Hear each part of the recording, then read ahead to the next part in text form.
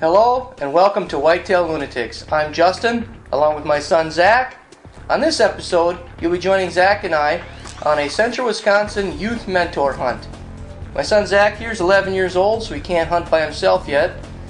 So in the mentor hunt, you have to be within arm's reach, one weapon between the two of you, and makes for a pretty interesting hunt. It's all about the kids and introducing them to the outdoor sports and hunting, and we had quite a great time.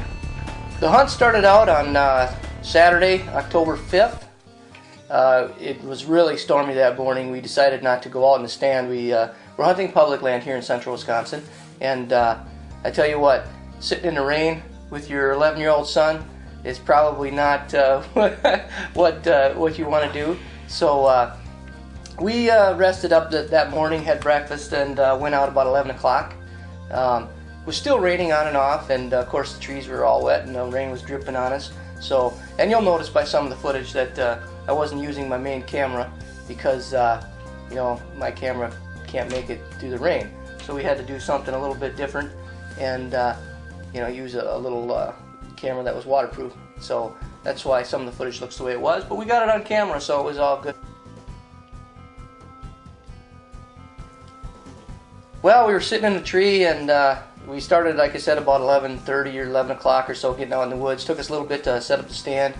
I put a climber on the tree that Zack was sitting in, and I had some sticks and a hang-on that I was in right next to him. We tried last year hunting from the ground. Didn't work out so well for us.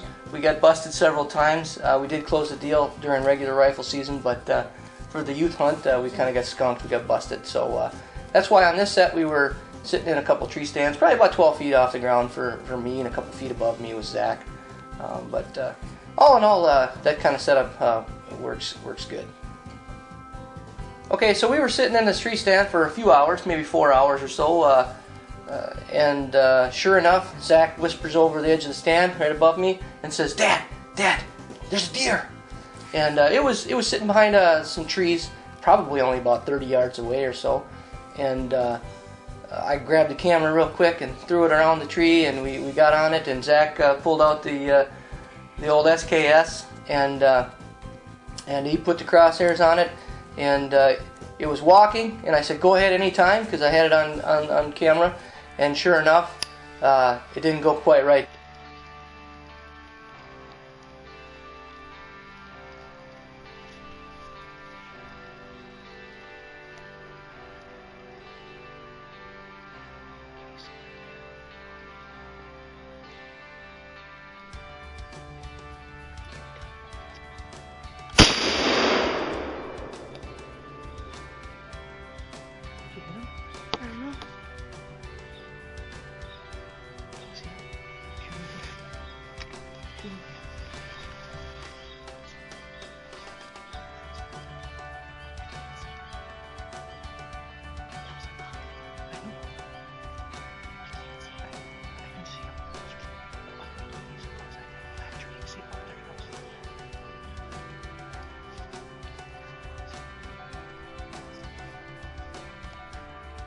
What happened?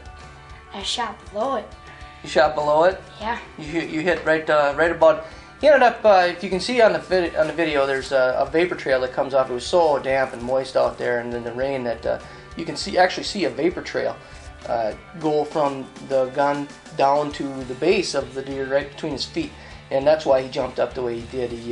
He was a little bit scared, maybe thrown off by the debris, probably pelting his belly. Scared him. He ran off about 40 yards or so and stood there, and I thought maybe Zack could get another shot into him, but he didn't end up you know, being able to see him in the trees, and he eventually just walked off. So he missed that opportunity. Snickers helps. Yeah, after he missed the shot, he was a little bit bummed out.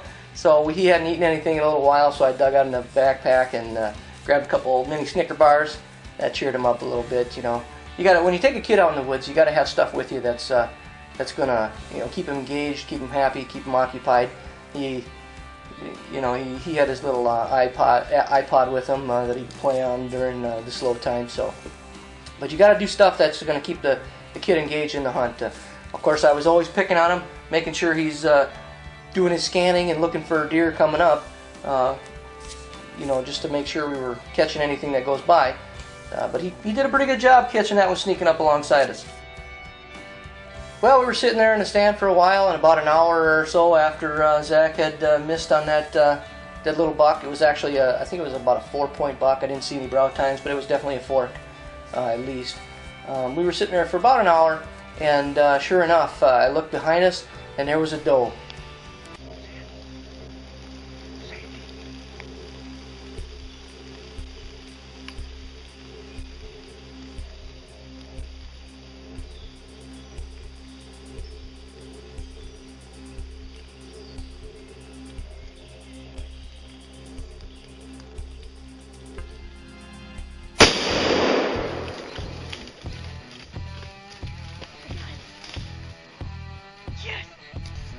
Yes!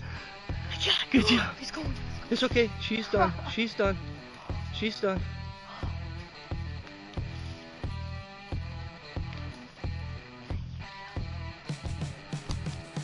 Sure enough, that doe crept up behind us on all the wet leaves. Didn't hear a thing. She snuck right up behind us.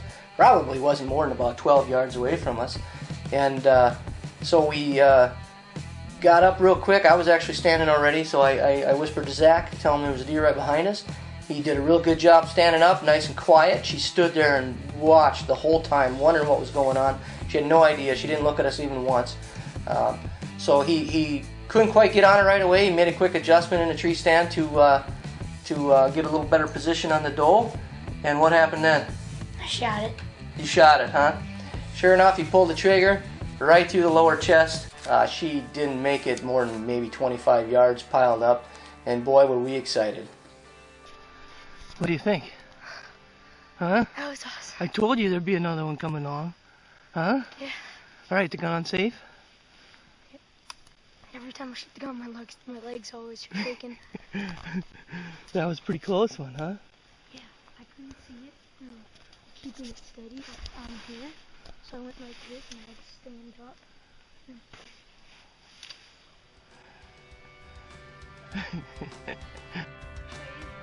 It's right over there by that big tree.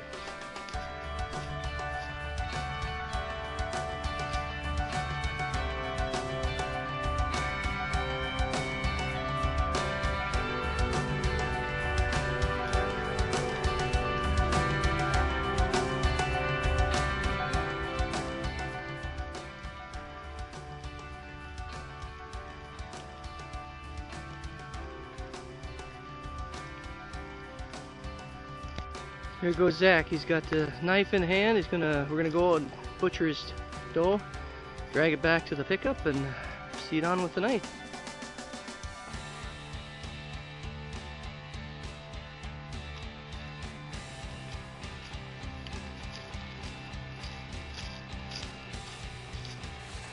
Of course, once you get a deer on the ground on public land, that's always when the fun starts. We had to drag it out. It was we were on the backside of a quarter section, so. I made him drag it. Yeah, he made me drag it out. Sure enough, we were about 400 yards back in the woods. We had a nice trail, but there was, obviously there's no snow. It's October, and hooked my tree harness up to the deer and proceeded to drag it out. And I tell you what, every time, the first one you drag out every season is always a little taxing on the lungs. You haven't worked out in a while. You're a little bit overweight, out of shape, and it's it always turns into quite the episode. So, as always, hunting with Justin is always an adventure. No matter what I do, it seems that something always either goes wrong or is about to go wrong, or something doesn't quite work right. Turns out that we were only hunting about 2 miles, I suppose, from the house. Didn't think anything of it. There was enough gas in the truck when I left the house, but we decided to run straight to the registration station and take care of Zach's deer because it was pretty warm out and we needed to get on it right away. So how was the trip over to the registration station? We were checking the gas gauge and we kept going back and forth like, oh, we're going to run out of gas. We might have to call Mom. Yeah, for a couple minutes there we thought maybe we were going to have to make a phone call just to make it back to the house because gas gauge came on us and boy, it was dropping fast. Those F-250s, they suck the gas pretty good. But it turns out we made it back to the house all right. with a registered deer and proceeded to clean it up and get it ready to butcher. But the thing is that we couldn't go and get gas because my mom took the keys. That's right, Mom took the keys to the car, so one way or another we were stuck at the house anyway, so, but it all worked out and turned out good. The hunt went well. Thanks for watching Zach with his Wisconsin doe hunt here, the youth hunt in Wisconsin, October 2013. It's always fun going out in the woods with a kid, and especially when it's your own, and especially when you can actually connect and put one on the ground. I know it's an experience that he'll never forget, and go out in the woods and share some experiences with your own kids.